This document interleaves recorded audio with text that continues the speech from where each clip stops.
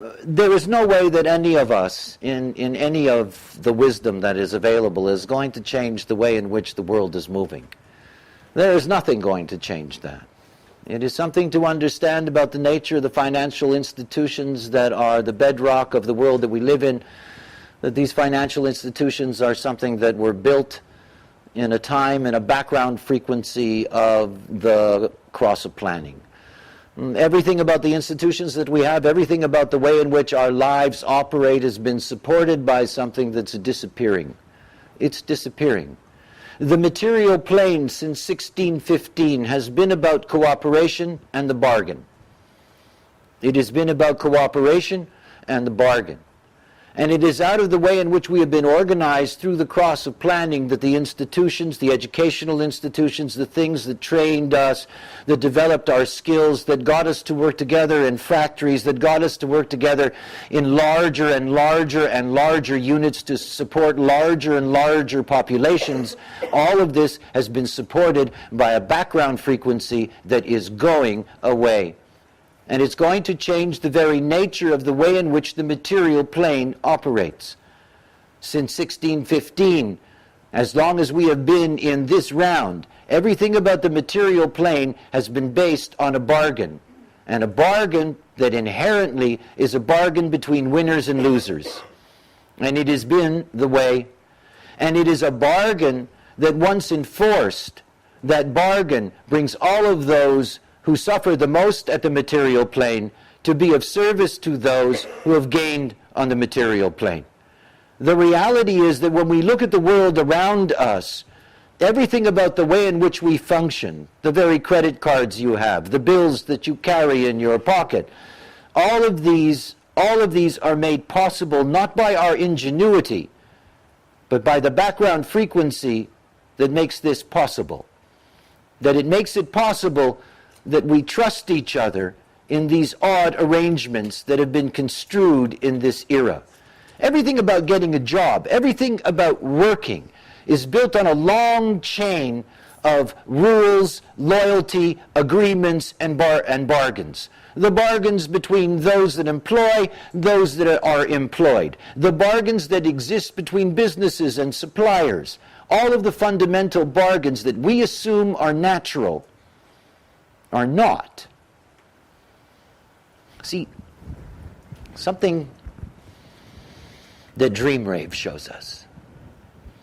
Every night when you go to sleep, you descend into a five-centered vehicle.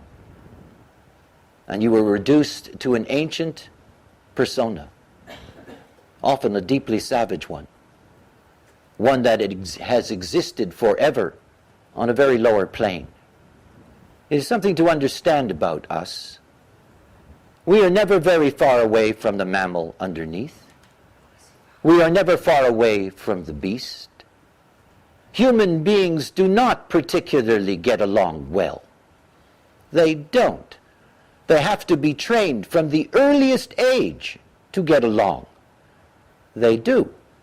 They have to be trained to get along in institutions in which there are people that they hate.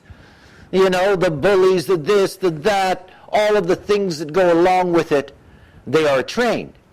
And if you don't follow the rules, then you are dealt with. You are punished.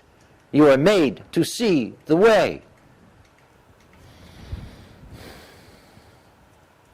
See, everything about what it is to exist on this plane is to understand that everything that we take for granted is not something that is based inherently on our capacity, but it's based on the way in which we are moved, and the way in which we are moved by a huge frame, a huge cycle.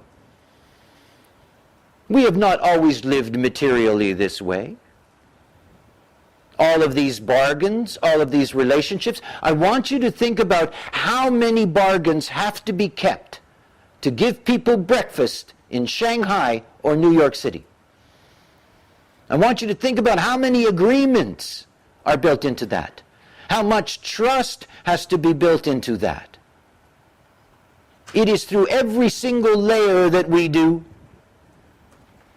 We trust that the virtual thing that you do is actually taking money from you and putting money over there, and that somebody is actually going to do that. That you go to that little funny machine and you stick in a card and there's going to be something that's going to jump out at you. You take it all for granted. You do. In the same way that you take for granted the thousands of things that you deal with in your life that you have no idea how they work. You don't. We live in an age of incredible blind trust. How many of you could feed yourself?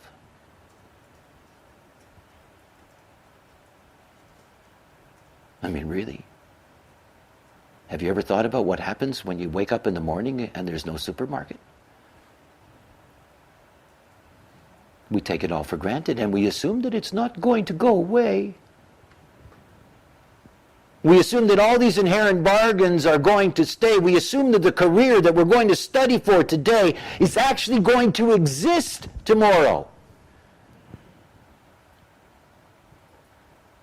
The world is changing. When this knowledge came into the world, it didn't come into a world that was going to be a world of trust. Not a world based on the cross of planning. A world that's changing. You see, all the knowledge that has come before is knowledge that brings human beings together socially. And brings them together in a way that they will cooperate with each other and not kill each other. All of this conditioning, all of this homogenizing. Human design isn't about us. It's about I. It's about me. It's about you. You see, there is no material direction for you other than what is absolutely correct for you. And it isn't about the way in which the homogenized world deals with material. Because the homogenized world says that, you got to have this or you have to have that because it all gets caught in that measurement. But you see, one of the most profound things to understand about being yourself is that you get precisely what you need. It isn't always what you think, but you get precisely what you need. See, my deepest concern is the concern for survival. That is, survival in a way in which we no longer have to put all of our time and all of our energy into trying to figure out how to work it out on the material plane. Because that's what we're doing. That's what humanity is doing.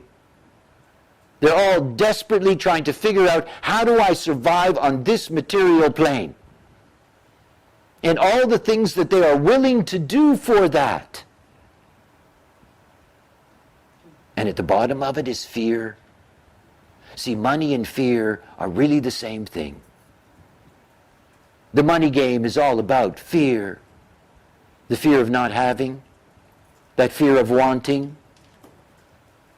Those fears that are so powerful that they totally distort the way in which you work.